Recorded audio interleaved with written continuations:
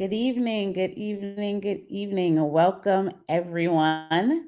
Thank you all for joining us for the final session of our Feminist Futures Institute. Good evening, good evening, good evening. My name is Tamika Middleton. I am the managing director at the Women's March, and I am so glad to greet you and to have been with you all these weeks and to see you one last time. I use she, her pronouns, and I am joining you from East Point, Georgia, the land of the Muskogee Creek Nation. Would love for y'all to tell me who you are and where you're joining us from. So if you can drop into the chat, tell us your name, tell us your pronouns, tell us where you're joining from. And if you are one of the folks who've been with us for all these sessions, go ahead and tell us in the chat something that you learned from the previous sessions or something that has been sticking with you from one of those previous sessions. So would love to see you in the chat. Beth, welcome back again, coming in from Seattle. Regina from Connecticut. We got Texas. We got Washington State in the house. Excuse me. So keep dropping in the chat. We want to hear from you. We want to see you all. And we want to also thank you for joining us on a Monday this week, which is not our normal day, but we're very, very grateful. So again, this is the final of our 8 feminist political education sessions. I want to thank you to the 40,000 of you who signed up and who tuned in for the last 8 weeks. We are so very grateful to be a part of your feminist journey, and we look forward to continuing to build a feminist future together. Last week, we had the great joy and pleasure of being joined and sharing space with Alexis Pauline Gumbs. Together, we honored the late, great Audre Lorde. We took a deep dive into her poem, Prologue. And we went deep into ourselves and found the things that we want to leave behind and the things we aim to find somewhere in the landscape past noon. And together we created our own collective poem, a vivid collective reimagination of what our feminist futures could be. If you missed that beautiful session last week, you can check out that episode as well as all the past episodes at womensmarch.com/feministfutures. So later this year, we will re-release the complete Feminist Futures Institute along with a watching guide so you can follow along at home at your own pace. So make sure you stay tuned. Make sure you keep following us. Make sure you stay on in connection with us. And excuse me. So now I am so honored to introduce our guests for this final episode, Rinku Sen Ginna Green. Afterward, I'll be back on, and together we will go through our final healing justice exercise of the Institute. Tissues, sad face. Grab your supplies. If you've been with us, you know to grab you something to write with, to grab something to write on. Maybe it's markers, maybe it's pen and pencil, maybe crayons, maybe you want to record, so you want a camera ready, maybe you want to paint. Whatever it is, grab it, bring it with us so we can continue to be in embodied practice about our feminist futures. So stay tuned and we will get started shortly. See you soon.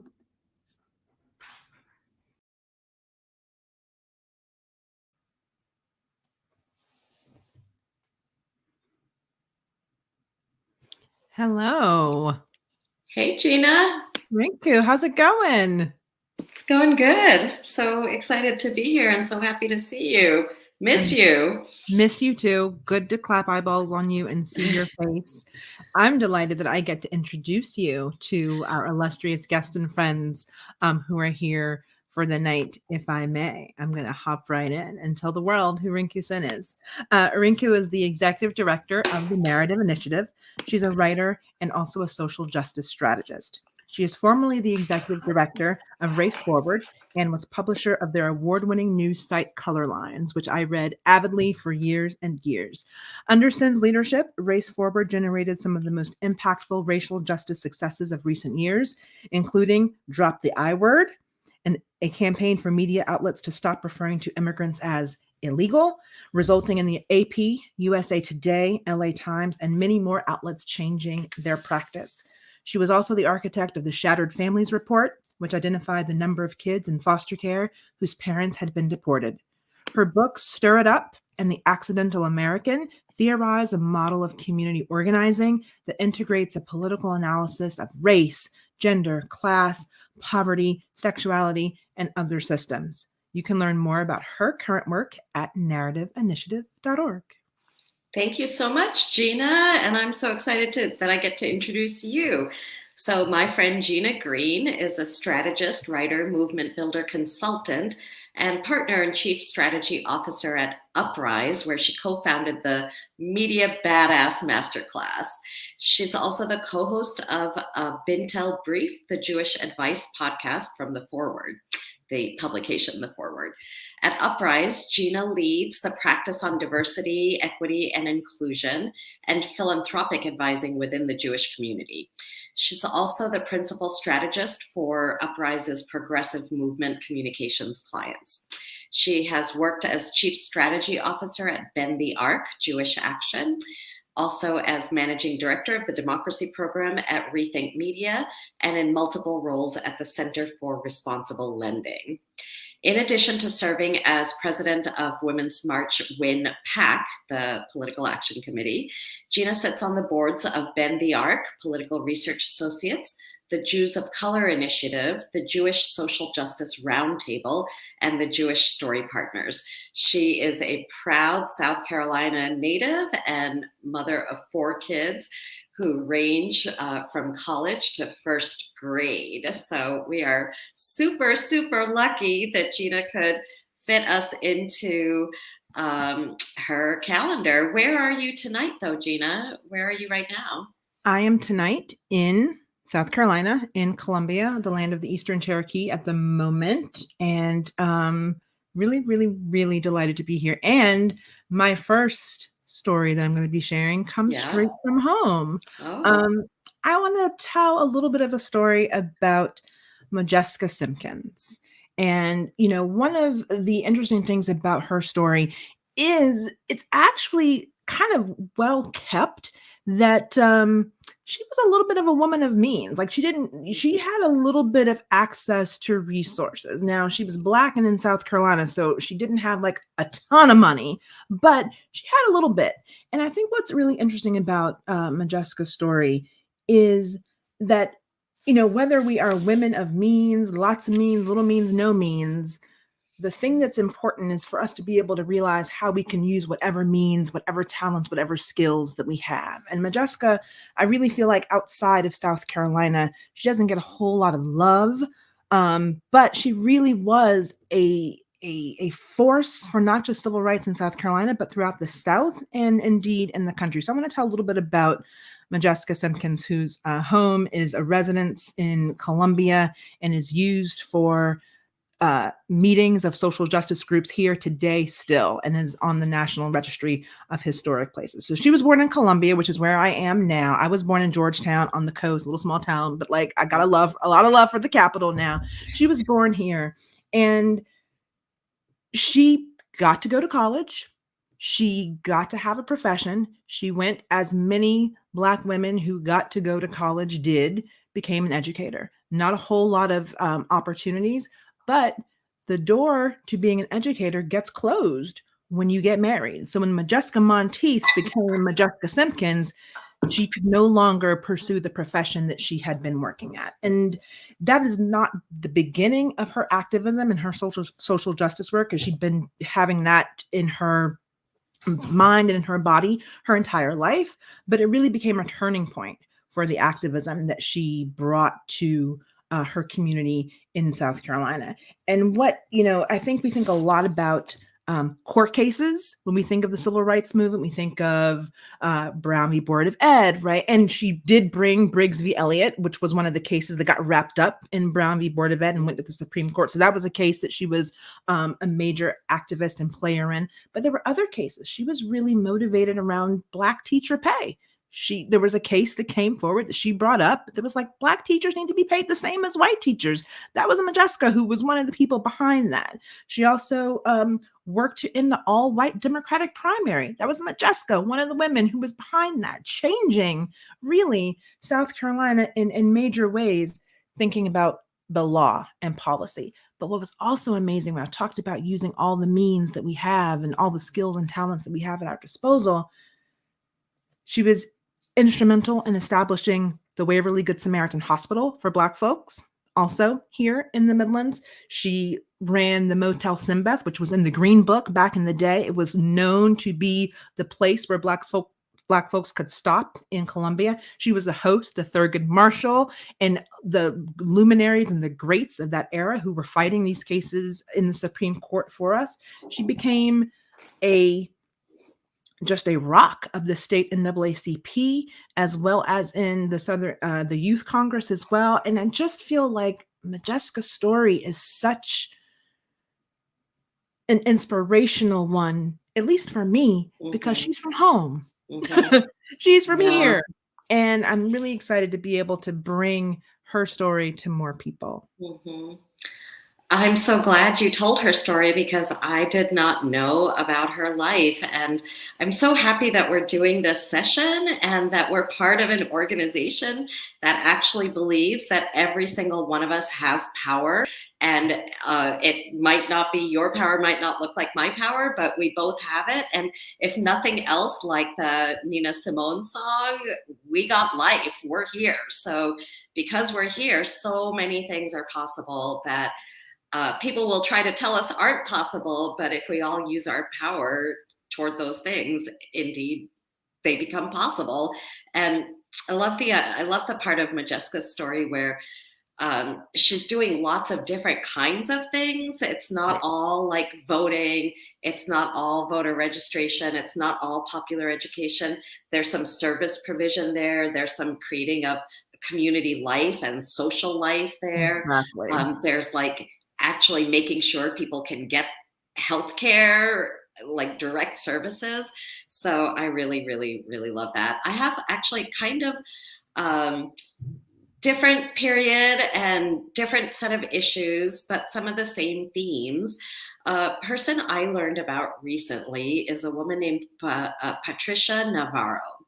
And I learned about her through this incredible book and oral history archive of ACT UP, the AIDS Coalition to Unleash Power.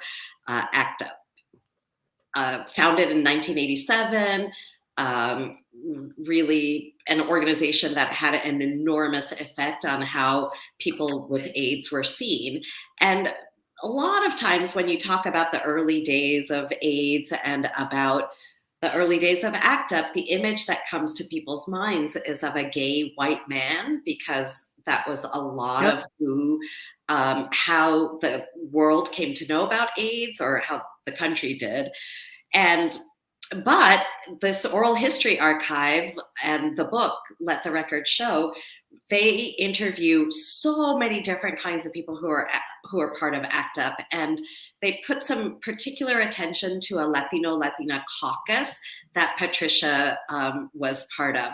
So I want to tell you a little bit about her life. Patricia Navarro. She was born in Texas. Her father was a miner who lost his mining job, and the whole family moved to California so that he could work in a munitions factory. So building weapons of war. That was what her mother did. He was a union man and always taught her. Her household wasn't all the time happy, but there were some issues. But her father taught her that you should always be trying to do something for the other guy, the other woman, your sister next to you. And so she grew up with that kind of ethos, and also seeing her mom put time into the community. Her mom stayed at home until her father got laid off, until there was a strike actually at the factory. And the strike drove Patricia's mom into the workforce. She became a garment worker and worked in that industry for a long time. So Patricia has her first child at age 16, 15, 16. And by the age of 20, she has a second child. And she has a second child that she didn't actually want to have, that she felt pressured by her husband to have. And in the transcript of her interview, you can see she says, I felt so trapped, like I didn't want to have another baby, but my husband expected it, and he expected a boy. and there was nothing I could do other than have the baby. So she has a kid, and then she starts going to community college. And at community college, she discovers feminism. She starts reading feminists like Gloria Steinem and Barbara Smith, and she just starts reading Audre Lorde, all these feminists of color, white feminists as well. And she starts to understand, oh, a lot of women are forced to have kids that they didn't actually plan to have and didn't want to have because they had other plans for their lives. And oh, you could demand some equality in your household. So she discovers feminism and she becomes a student activist. She joins Chicana organizations and she starts fighting for student rights and raising her kids.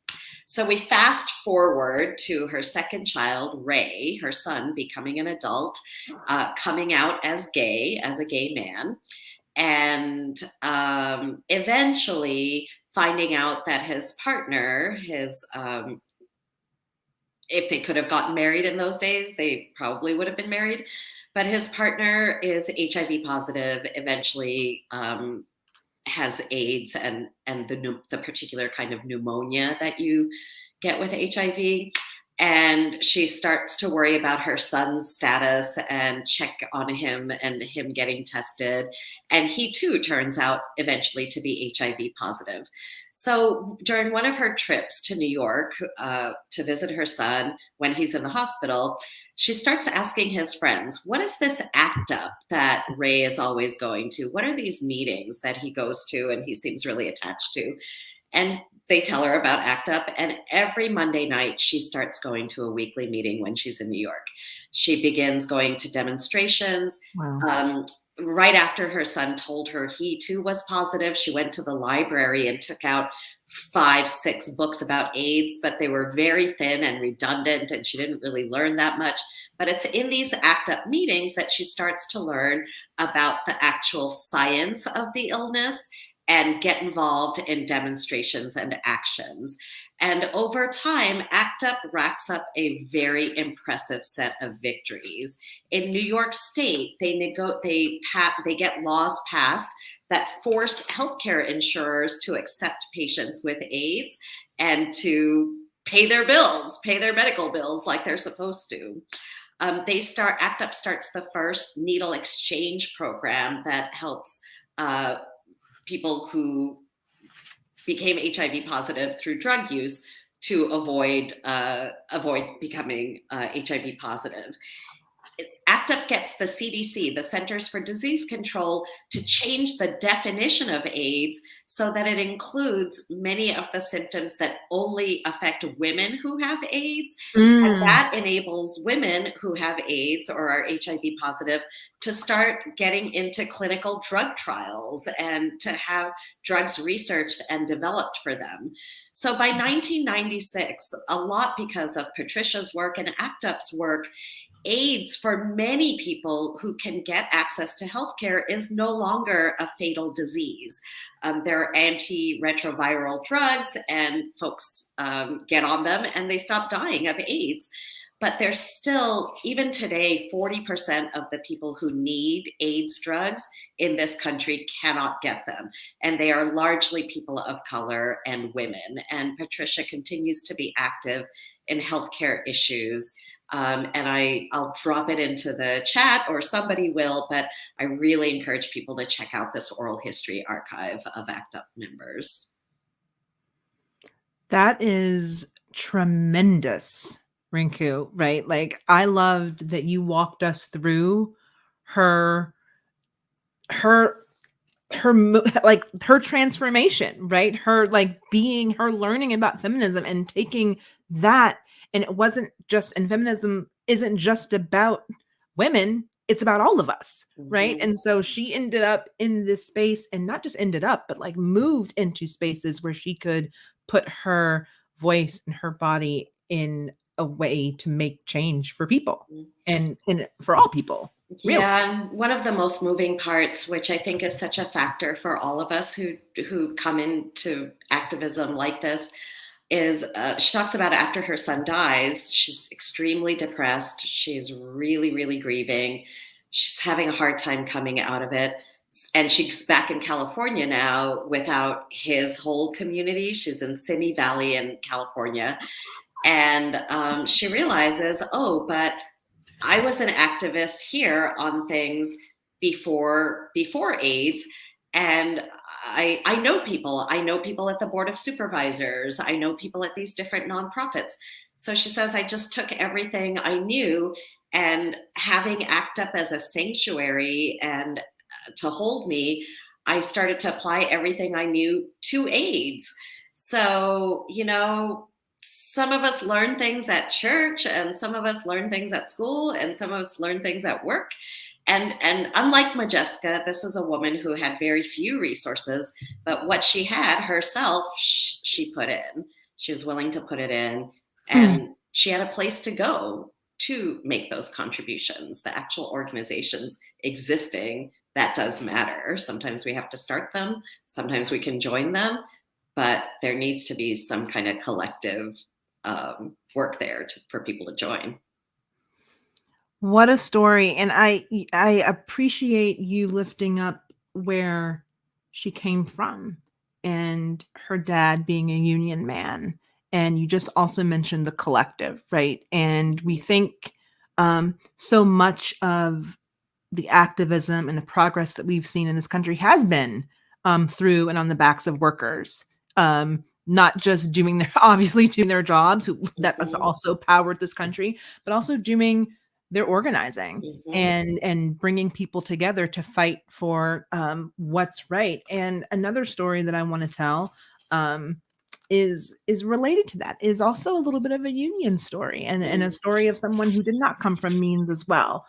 Rose Schneiderman, who is probably perhaps her name isn't super well known in many circles, but she popularized a saying, right? The woman worker needs bread and her roses too. She wasn't the first person to say it, but she was damn good on the stump. And so when she started saying it in the early 1900s, it began to really resonate and permeate the popular culture. And so we actually still think about bread and roses. And we have a strike in Massachusetts that was named the Bread and Roses Strike, right? So we can, while Rose didn't originate the phrase, she certainly popularized it. And her story is, very similar to a lot of Eastern European Jewish immigrants who came to the United States at the turn of the century. She came with her parents and with her siblings, but within 2 years, her father died. And as we know, back then and to this, and still, because we know that men make more than women do, when a man, head of household, dies, it puts a lot of stress and burden on the family. And so the mother had, her mother, Deborah Schneiderman, had a tough time and and Rose went to work very soon in her teenage years to try and help the family stay afloat. What's funny is, and I learned a lot from the Jewish Women's Archive about Rose, a little tidbit that I did not know beforehand that I learned in doing a little bit of research, was that respectability politics was alive and well back then, because her mom was like, Rose, look, can you not get a job in the sweatshops? Because that was considered like lower class work, right? Like she wanted a better life and possibility for her daughter. Was like, get a job and be a shop girl, get a job in the department store. And, the line in the Jewish Women's Archive article that I read that really sung to me was, but respectability didn't pay the rent, and you made more money actually in more dangerous jobs in the sweatshops and making clothes and being a seamstress. And so that is what Rose did, but quickly realized this was not a field of work. The sweatshops were exactly that. And she was part of the organizers of the Uprising of 20,000, which happened in 1909, 2 years before the tragedy at Triangle Shirtwaist, where factory where 146 New Yorkers, most of them women who look like the women who were just in that picture, died. And she already knew that the only way to get better conditions and the only way to improve their lot was actually to do it together. So she was like, I'm going to organize. And she said, she started organizing with the New York, I forget the actual name, the International Ladies Garment Workers Union. So many, so many acronyms, organizing with them and in organizing before Triangle Shirtwaist, which we still commemorate and honor to this day. 2 years before that was organizing. And then after was like, listen, we just died. We need more than for you to just memorize and commemorate our lives and loss. We actually need action. And so she actually became a leader in the American labor movement within a couple of years, I believe, of being involved in formal union organizations, was elected to national leadership, became someone that the Roosevelts trusted. And really, I think it's not hyperbole to say that she might have taught them most of what they knew about unions and most of what they knew about labor. And she also did the same thing for New York State. And for many, many years was playing this role of someone who understands the working class and understands the power that we all can have, especially when we're willing and able to recognize the collective and bring everyone in together and recognize the power that we have, not just as individuals, but when we as individuals work together. I feel like this is a really good moment because I mentioned an archive and you mentioned an archive. This is a great moment for us to remind all of us that we got to keep our own archives, sisters. Yes, keep your journals. If you're not a journaler, keep a scrapbook. If you're a scrapper, or if you're not any of those things, just keep a shoebox and throw things in it. Agendas from the meetings you've gone to, flyers, I don't know, pins and buttons, photos. I'm a big fan of Polaroids, those little Polaroid cameras, because, you don't like getting digital photos printed does anyone actually do that anymore? But so, when you're having events, maybe just invest in one of those modern Polaroids and then throw the little pictures in somewhere. Love because, the victor gets to tell the story, and there are many victories, small ones and big ones. And if we don't track the small ones, no one else is going to trust me. And this is how we know about Rose Schneiderman and Patricia Navarro, because someone built an archive for stories like that. And so if you have questions about where to put your stuff, eventually you can reach out to me at Narrative Initiative and I'll help you figure that out. But in the meantime, just keep that shoebox, put it in the attic, make sure your loved ones know where to find it when you are when you're done with this life, which all of us will be eventually. So I just want to I love the physical collection of story and mementos. And one thing that I do that I actually learned from a former colleague is I've actually started recording voice memos to myself, that are short. And I don't know where that fits into the collection, but sometimes there's a moment in time where I feel like not just the victories we want to capture, but sometimes the struggle and sometimes the loss and sometimes what went into that. And whatever way works for you. I've got a few voice memos on my phone that every now and then I'm like, oh, let me go back to that. And I re-listen to them. Yeah. And it's as much for the future as it is for you to keep you going too. Yeah. Yeah, we need to document our progress. Since we're on garment workers, oh my gosh. Garment work is like an arena that just draws everyday women. And then because of the workplace conditions, generates a lot of activism. So you mentioned the ILGWU. If you fast forward 80, 90 years from when Rose was an active member, you'd find the women at Fuerza Unida, which is an organization in San Antonio, Texas. It was started by Petra Mata and Viola Casares, who were garment workers in a Levi Strauss factory in San Antonio that got shut down, and they were all laid off. So Fuerza Unida said, well, you can't just lay us off with 2 weeks notice. Some of us have worked here 30 years and we built the Levi's brand and we made Levi's all of its money. So no. And they fought for an exit package. They did hunger strikes. They were in San Antonio, but they built committees that were in California and San Francisco that could like chase the Levi Strauss CEO around because he wasn't doing the right thing. And they, in the end, won a package of around $30,000 for each of those laid off workers. Their activism prevented Levi Strauss from at least slowed down plant closings. And their ability to speak about the effects of NAFTA, the North American Free Trade Agreement, has fueled all kinds of economic justice work around the country. To garment workers, certainly bilingual, but not, of the community that they were organizing. They were born there, they lived there, they built families there, and they wanted the people and workers in that community to do well. And that organization still exists and has various economic development projects that employ people and train them for new jobs, as well as continuing to fight on policy issues that really matter to them. Love those women. And I was lucky enough to actually know them in the 90s and early 2000s. So Rinku, you know, garment work. We've talked, we've told 4 stories tonight. 2 union stories, 2 garment stories.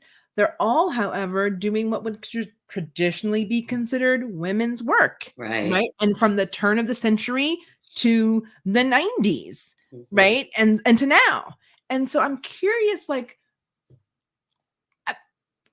we know that all women don't do all women's work, like don't always do women's work, but there is something about that space of what has been historically our domain because of all of the systems that we know exist. But where do we think women's work sort of comes in or doesn't come in to everyday women getting the job done? Well, I mean, I never want to be stereotypical about it, as in women are good at these things, men are good at these things. But I do think that organizing requires so much relating to people, and we have to do that always because of the way, because of the division of labor in our families and communities quite often. So I think that what feminism does is it brings all the things that are unpaid and that are private out into the public sphere. It says, because, it benefited men to have those things be like only what you talked about at home or only with your family. You wouldn't talk to your, your rabbi or priest or guru about it. You would just kind of try to handle it yourself and suffer through. Patricia Navarro, one of the funny things about her story is at the age of 12, she ran away. Her father was an alcoholic, good union member, but also an alcoholic. And so she started running away at 12 and her parents told the judge, put her in juvie. So she went to group home and into the juvenile justice system. And it was in there that she found someone who was about her and who built up her sort of confidence and her way of seeing herself in the world. And so you might find somebody in an unexpected place who will encourage you, and that place might be right down the street from you or right around the corner. Yeah. Our stories make me think about some other people that I do want to mention just to get their names into the mix. Fu Li and Bo Quan were Chinese seamstresses that I knew in the 90s also, who organized when the garment contractor they were working for didn't pay them. So they went above that person's head to the producer, who was Jessica McClintock. I don't know if people on this call will remember Gunny Sacks dresses in the 80s and 90s, very expensive dresses, big prom dress, wedding dress business. And these women would be like getting paid $5 for a dress that sold for thousands of dollars. They didn't think it was fair, and they organized and they changed that system. Fannie Lou Hamer, a lot of people know her name. The baby of 20 children, comes from a sharecropper family, loves poetry and reading, but has to quit school at 12 to help her family survive, has polio, but is still picking 200 to 300 pounds of cotton a day. And in her adulthood, becomes involved in the democracy and civil rights movement, and runs Mississippi. He runs Mississippi, scares the Democratic Party. I will put the names of the Chinese women into the comments as soon as I get a minute. So just wanted to mention those women as well. And I think, also like it's 2021 and we've got some women who are also prominent, but who would largely be considered everyday too. I'm thinking about Cori Bush in St. Louis, right? Who, she came from, she's a Midwestern girl, St. Louis born and raised, right? And she had a 2018 challenger. She challenged Representative Clay in 2018, did not win, in fact, lost handily in 2018, that primary, came back in 2020 and beat him. And she's now serving in Congress as a woman of the people who knows exactly what the people need, right? So I look at Cori Bush, and then you look at AOC too. We know her story of being a bartender first and then coming to Congress. And I think that this goes back to what I was saying in the beginning about everyone recognizing what their skills and their talents are and using them to whatever capacity and extent that they can. This means you, me, everybody here, women who canvass, women who run, women who share water. We are all part of this. And it doesn't matter, if we got, like I said earlier, a lot of means, a little means, no means. There's so many ways that we're able to use our skills and talents to really build the world we want. Maybe we can open up for questions and just see if there are any. Or we can just keep talking. We can keep talking. However, I need to plug in my computer, so I'm going to do that right now. Rinku, you need to come to the Media Badass Masterclass, where we would remind folks that when we do events, to make sure you're all plugged in beforehand, because I have done this exact same thing as well, missing and forgetting my charger and being in a situation where, I've got to do it. I'm really excited. I am going to take a look at the comments and see what we got here.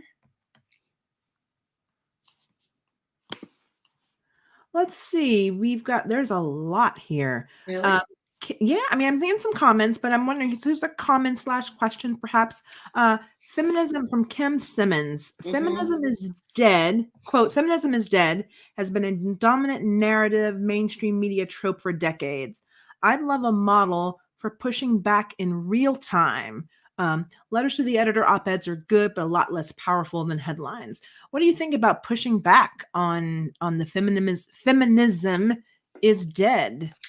I mean, people have been telling me feminism was dead since the moment I became a feminist. I'm like, well, how could it be dead? Because I just became one. So I've definitely been hearing it since the 80s. I think there's kind of a notion in feminism and civil rights, actually, that there was some magical heyday in the 60s, and then things calmed down and moved into implementing the things that movements had won in the 60s.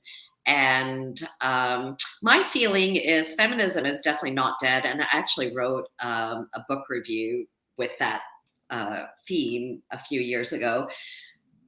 But I think it's important to acknowledge that there are a lot of different kinds of feminism, and that some feminists don't call themselves feminists. In fact, some of the people who really set up their lives and to be of service to women and to help women have more resources, more joy, more freedom. They don't always call themselves part of the women's movement or feminist movement, but I think that's part of my legacy, just as any. Having said that, I think it's really important for us to claim the word feminism. I think part of the how you argue back is not to argue back, but just to do it, just to say, I'm a feminist, I'm doing this feminist work, we're running a feminist campaign, I'm building a feminist organization, and get your press for that, as opposed to the debate over whether or not feminism is still alive. Just make some proof of concept that feminism is still alive, and try to get that some attention, whether you videotape your meetings and put them up online, or actually get a newspaper or an outlet to cover your work. Yeah, I think that's so spot on. And like you said, and like Kim said, the pushback has been here since feminism has been here. And I think, Rinku, you made a really good point of just living it and putting the optics out there, just holding that term, using that term, putting it on your t-shirts, putting it on your meetings. Like, I think you're really right with there's going to be that pushback and that critique, no matter whether or not we say it or do it or hold on to that term. Mm-hmm. Yeah. There's a question here about listing more everyday feminists who did big things from the 21st century. So, and we are well into that century. It has been almost 22 years. So, I mean, I'm happy to name some of the people that I love to follow. There's one of my favorite people is a woman named Leanne Hall. Leanne Hall grew up in Northampton, Massachusetts. Her father was a geologist, I think. And so she grew up in this academic family. And in the early, like mid 70s, Leanne got out of college. I think went to Boston College, a Catholic college, and started organizing with Citizen Action, canvassed, and was a canvasser. So, the people who knock on your door and really ask you to donate to the cause. And what's so interesting about Leanne, she's white, is that she's done a lot of that work in rural Northwest states. So Idaho, Montana, Washington, Oregon, and has like brought people together on common issues across racial lines. Like one of the campaigns she told me about, and unfortunately I don't know the names of the local women who are involved in this, although I could find them out. In Idaho, about 15 years ago, the Idaho Community Action Network found that families would go in to apply for SCHIP, that's the state children's health insurance program, right? And even though they were eligible, they would get denied.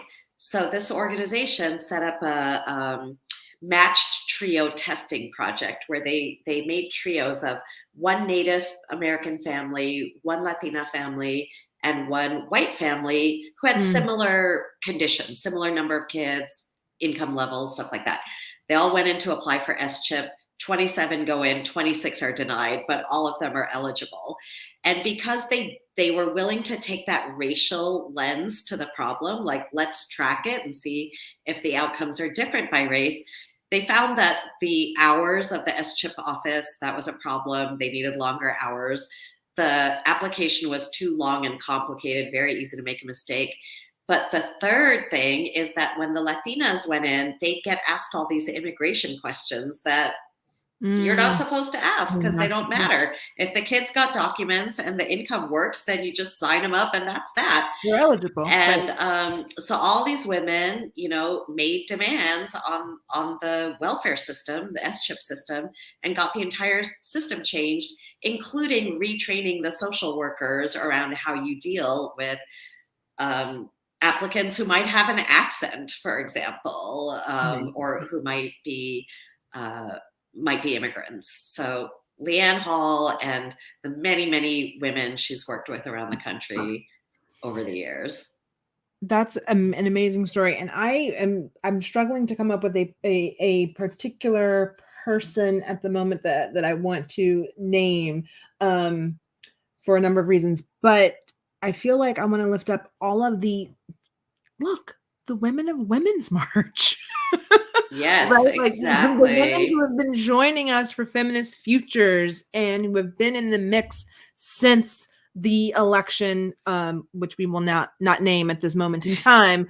And I think, in addition, what we have seen in recent years, and Rinku, organizing, and organizing on the left, we have seen a growth of distributed and or decentralized models of engagement that really lean into the everyday power of everyday people at their local level, because we actually know that locally is how shit's going to get done and how lives are going to get better, especially going forward. That what we do in the places we call home are really important, and the models for movement organizing are really leaning into that now and really taking advantage of it. So I'm thinking about the Sunrise folks. I'm thinking about Been the Arc folks. I'm thinking about Women's March folks who are like have their local places where they're trying to do good at home and have that be part of a wider movement to do good for all of us. Yeah, definitely.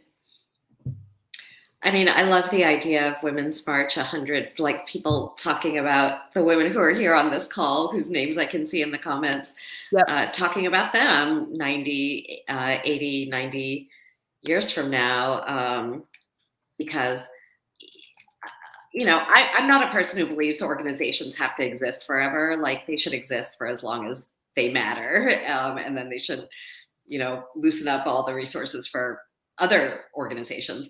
But I actually think this one is going to be around for a long time, and hopefully bringing new women constantly into into organizations and campaigns and work from wherever they are. And I think it is important to say that you don't have to do this work full time and get paid for it to make good contributions.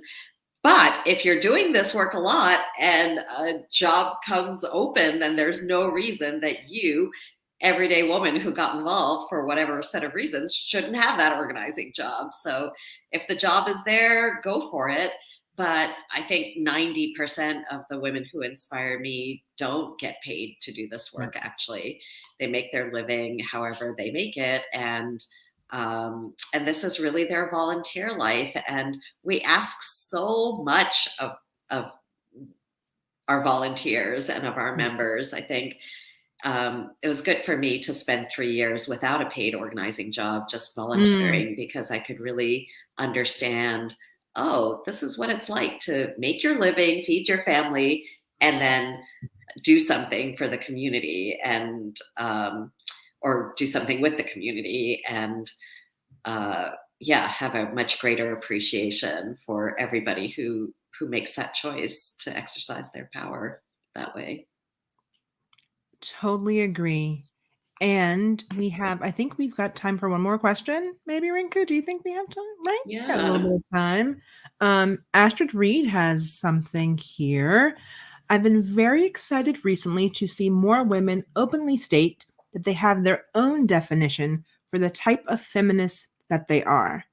Flexible definitions are better for uniting us. Your thoughts? What do you think? Well, yes, I am a person who thinks that you want to make it really easy for people to join you. So the less jargon there is, the better. And this is not to say that language is not important. It really, really is. It matters a lot. And I've studied it as well as tried to change it in our politics. But I favor a low litmus test, high stakes approach. So you can come in, there aren't going to be a lot of like, do you know this word? And do you say this the right way? And are you aware of X, Y, and Z conditions? Pretty much if you're willing to do something and you want the outcome that the group wants, then you are welcome to come. But the outcomes we go for, I want those to be high stakes.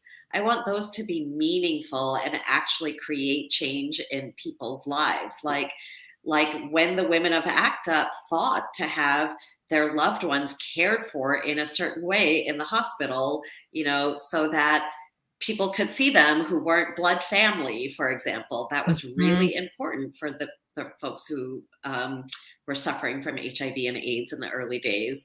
That you could, friends could come through, they could spend the night. That is really important that somebody fought for that, set precedents for that, and that we now, 40 years later, 30 and 40 years later, we can expect different kinds of treatment when our loved ones are in the hospital. So flexible definitions, yes. And just, I talk the way I talk, but I don't expect everyone to talk this way in order for us to work together on things that our community needs. That matter, right? Like, yeah, the words matter, but not as much as the work that we're trying to do together. Yeah, not as much as the stakes. And if we understand the stakes, then we can move forward. I think it, do we want to? Let me just see if I can answer Emily's question about how to find the right contribution. There's actually a process that my friend Deepa Iyer, Deepa Iyer, Deepa Iyer, she's created a framework for thinking about different talents that people have and different roles we're suited to and what a movement needs. Yeah. And she has exercises and stuff that will help you figure it out. Like, am I more of a disruptor or more of a weaver? Am I a storyteller or a visionary? And of course, most of us are some combination of things, but I found her system to be really helpful in figuring out, well, where should I put my energy or my networks and my resources? I will plus one that, and I love that Deepa has they're more than a dozen. There's like 13 or 14 movement contribution styles that Deepa identified. So I second that and find it, really think that's amazing too. And I also feel like in addition to that piece, thinking about who you can, even if you're not organizing necessarily in the streets or with an org, how can you organize your friends and your family and like people who are close in? Like, what does that look like? Because you can always talk to them. You can always talk to your loved ones and your besties. And where does that fit in? Like you can do that when you're any of Deepa's prototypes for people who can put into movement work, right? Yeah. All right, I think we're at the end of our time, Gina. That's so sad. We just have to do it more and more. And but let's turn it back over to Tamika Middleton to lead us in some healing work and close us out. Thanks, everyone, for coming. Thanks, everybody.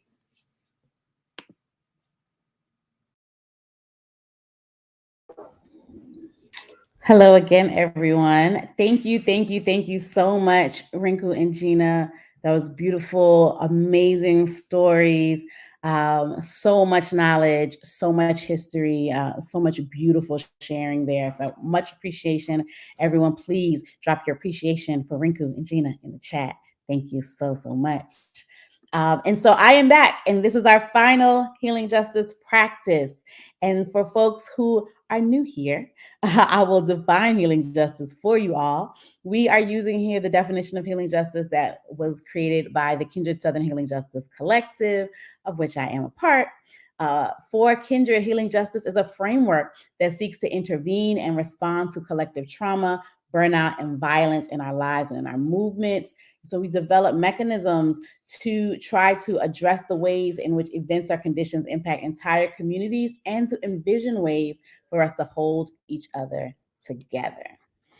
So this is what we're going to do today. We're going to drop into our bodies, do a little embodied practice. And then I hope you have your something to write with, something to write on, because we're going to do a little gratitude at the end. And because, this has been 8 weeks of us being together, I'm hoping that we have a lot of gratitude both for ourselves and for all these powerhouses that we've learned about throughout this series. So get ready to drop in, y'all. Find yourself a position. If you have been sitting the whole time, maybe shift in your seat, but find yourself a position where you can be comfortable and at rest for a few minutes while we are in this practice. So take a moment to adjust and to get comfortable. Find some stillness. And once you found that stillness, I invite you to take your hands and put them on your laps. I'll invite you to put them face down on your lap, or palms down, excuse me, on your laps. And then, if it is comfortable to you, I invite you to close your eyes. If it's more comfortable for you to keep them open, I invite you to soften and lower your gaze. And try to find yourself in a space ready to be present and internal. And once you found that space, we're going to take a couple deep breaths together. So we'll go in through our noses and out through our mouths. So on 3, we'll breathe in through your nose. 1, 2, 3. And release it through your mouth with a sigh. Once more, and this time a little bit longer, we'll breathe in through your nose. And release it through your mouth with a sigh. For this last breath, we'll lengthen our inhale, we'll hold it for a moment, and then we'll exhale slowly with a sigh. On 3, 1, 2, 3. Hold it for a moment and exhale with a sigh.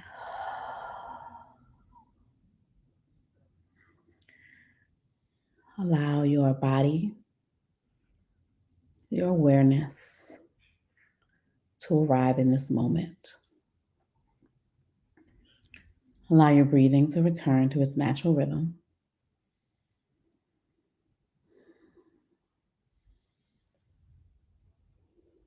And invite yourself into presence.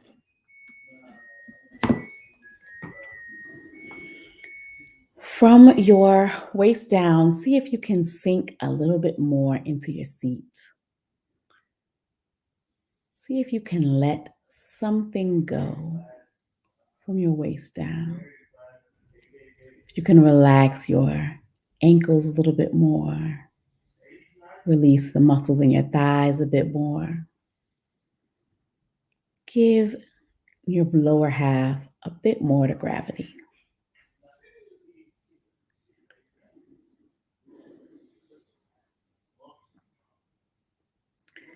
And now from the waist up, I invite you to make a little bit more space between each vertebrae, lengthening upwards and bringing the top of your head slightly up higher and slightly back, creating some aliveness in your spine and in your body.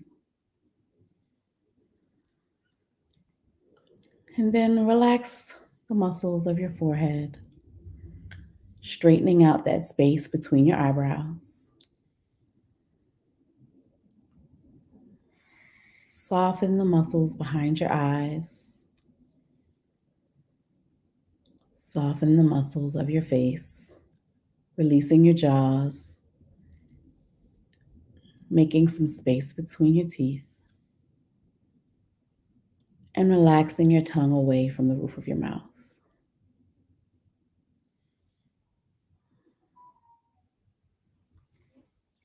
Allow your breath to soften across your throat, to soften and expand across your chest. And finally, to soften the muscles of your belly.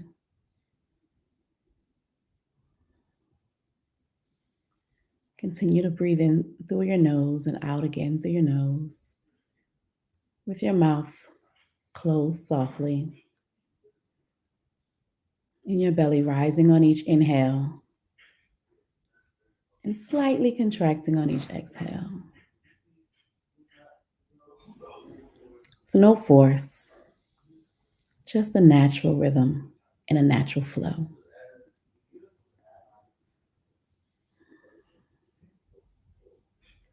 Bring your awareness to your breath, the sensation of the air coming in through your nostrils and back out again on an exhale.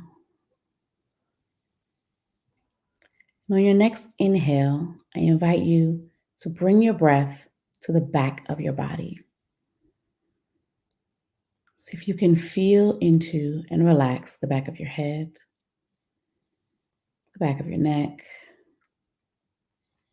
Try to feel the shirt against your back.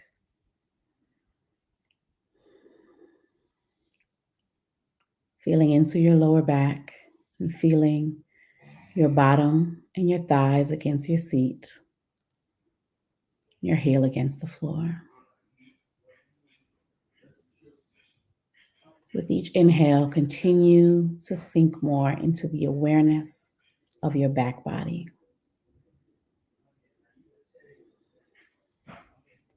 With that awareness, bring to mind all the everyday women protagonists that have shaped you.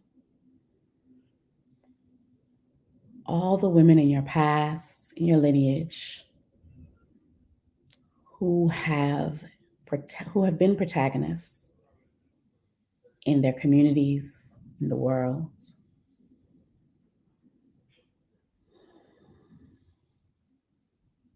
Bring them to your awareness.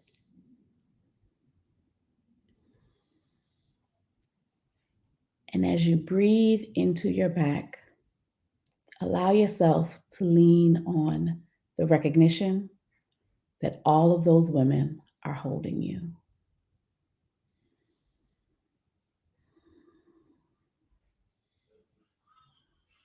That no matter what we face, we have generations on generations of knowledge and experience at our backs.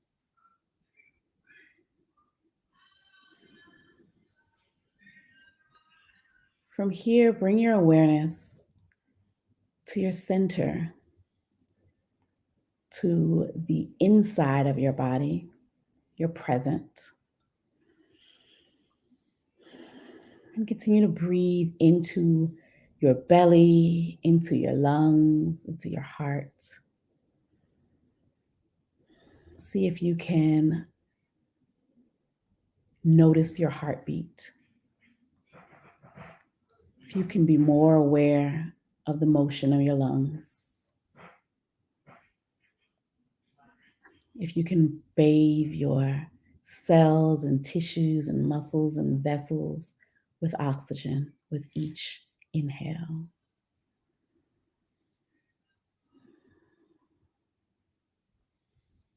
Feel into the inside of your body and recognize it as your present moment. And in this present moment, I want you to bring to your awareness all the everyday women protagonists around you today. Who are the protagonists in your life? Who are the everyday women you see making impact, changing the world? Whether you can see them and touch them every day, or whether they are a little bit farther away and you know of them through the whispers and the chatter of your community. Bring them to mind.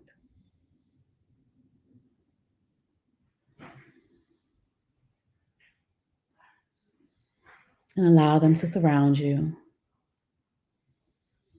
Allow them to be present with you.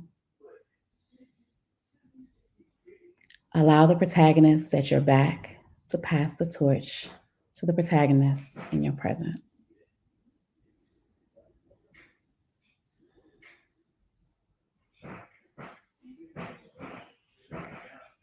Next, I'll invite you to bring your awareness to your front body.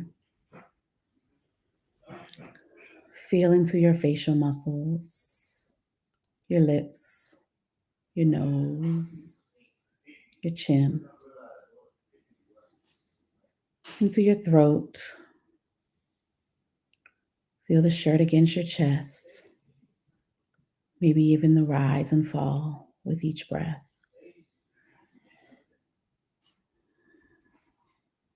Relax the muscles of your belly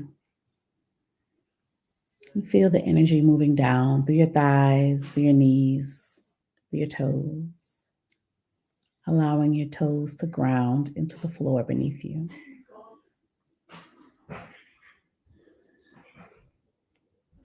With each breath, sink further into the awareness of your front body. Allow this to represent the future. And with this awareness, bring to mind how you will be an antagonist in this world. What is the role you can play? What are the ways you will shape the future?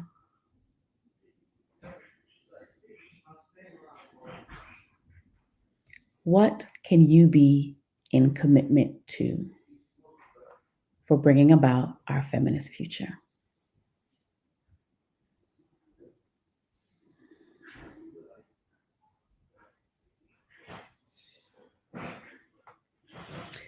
Now, I would love for you to bring your hands together, palms together, the center of your chest, and then rub them together quickly, making some friction, some heat. And then when you feel that heat in your hands, I invite you to put them over your heart space and offer yourself some gratitude. I am grateful for each of you for being here today, for being here over the past 8 weeks, for showing up for yourself, for showing up for all of us, for showing up for our future. When you're ready, you can begin to feel into your edges. Blink your eyes open and return to the space.